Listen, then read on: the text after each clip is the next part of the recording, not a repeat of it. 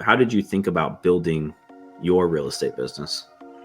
Oh, one, at the time, Facebook advertising was much easier than it is today because you could target very specifically income demographics, and you could target age demographics. And what I said to myself is, I want to probably go after 50 and 50, not necessarily 65 and older, but I want to go after the downsizing person because for multiple reasons. Go where the money is. Those people have the money, they have the real estate, and it's going to be 2 transactions. If you come into the industry and you say, I want to focus on the first-time home buyer, and for the sake of argument, let's say that's a $300,000 buyer. Well, I do just as much work to handle someone that lives in $1 million home that's potentially downsizing to a $600,000 home. The conversations with that client are going to generate $1.6 million in transaction value, and their sphere of influence about who they can refer you to is so much greater.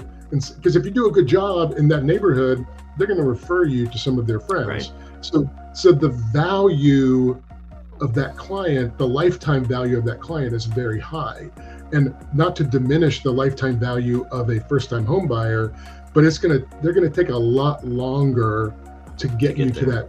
So that's why people are always like, why did you go right for luxury? I mean, that must have been where you're comfortable. I'm like, go where the money is. It's like, why do you rob banks? Because that's where the money is. Andrew's not telling you to go do that. Yeah, of course. But Andrew, I guess, is the story that I shared at the very beginning about you kind of sitting out in front of for sale by owners or, the expired listings waiting for the seller to come home. Is that true or no? It's no, not really. That sounds kind of creepy, but I did identify some expired listings that I really wanted.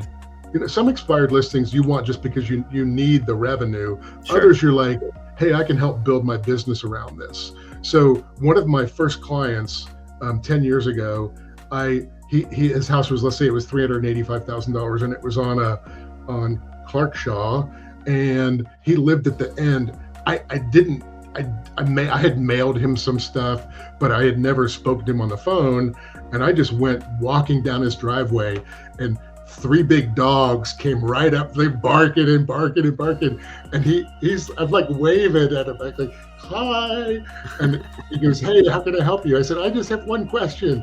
Do these dogs bite? And he laughed, and he's like, what did you? Well, he invited me to come to the back patio. We started chatting, and that was the beginning of a very long relationship. And I believe now I'm currently involved in my 6th transaction because he was an executive at a company and had ownership in the company, and the company just kept doing better and better. So he moved up and up and up, and I think he currently lives in probably a $1.6 million house. And I've been with them through that whole journey. And how did I get there? Walking down a driveway for someone that I didn't know. But I'm going to segue. I'm going to take the same story, but I'm going to shift it to a piece of inventory that I really, really wanted. And that was on the 18th green of Muirfield, behind the clubhouse, was an expired listing that had been on and off the market and had not sold. And the owner didn't even live in the house. Well, I found out where he lived, and I knew he was an executive at a pretty big company, and it would be impossible to call him at work. And I didn't really want to, I was brave enough to go knock on his door, but I actually went at 10 o'clock in the morning. And I didn't think I'd actually run into him. I thought I would run into his wife. And I'm like, I wanted to use that conversation with her to open the door to a conversation with her husband. And that's what I did. I knocked on the door, and I said, hey, is Sam home? And she goes, oh, I'm sorry, you just missed him. He was at work. I said, well, I'm working on this project on a couple of those properties up on the golf course, and I couldn't help but notice that you and Sam had a house that had expired. And if you don't mind, I'd just like to ask you a couple questions about that, because I think it'll help me with my overall report. So as you can see, I was almost using like a third party. I want information about your property to help me. And that ended up being my first really luxury listing. It was about a $750,000 listing. I did a lot of open houses there, but I used that to get.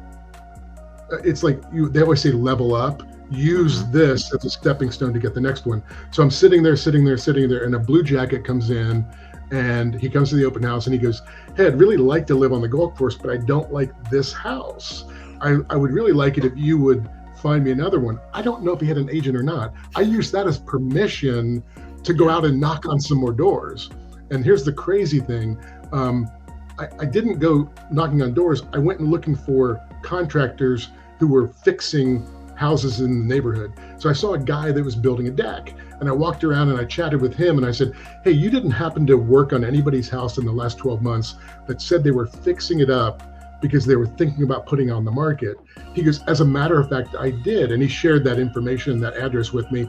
I drove by the house, got the picture of the front of the house, and I went home, researched who they were, how long they lived there, and I wrote them. I'd love to share it with you sometime, but I wrote one of those yellow letters that says, "Hey, Pam, and I have been working with a blue jacket that wants a house on the golf course like yours, with a pool like yours, with a great front impression, elevation, whatever, like yours. I have no idea if you'd be interested in possibly entertaining the idea of selling your house, but if you would, I think it would be a great opportunity to possibly even sell off market and never even have to have someone traipse to your house." And that was my first $1 million listing. So there you go. There you go. I mean, that's why I love having, agents on. I mean, because I've never door knocked a day in my life, right? I've never walked down a driveway a day in my life, right? And, for those people, everyone's always like, "I want to get into luxury. I want to get into luxury." And that is for some people, right? But are you willing to do the things that it takes in order to get into luxury? And I think you said something key that I hope the audience caught. The property or the opportunity should be the stepping stone, right? This should not just be a one and done, right? How can I leverage this opportunity, this property, this situation to turn it into 2 or 3 or more transactions, right? And I think that's part of this story is, right, one thing springboarded to the next, which then springboarded to the next, right? But you are just willing to do it a way that most agents are so afraid to do it.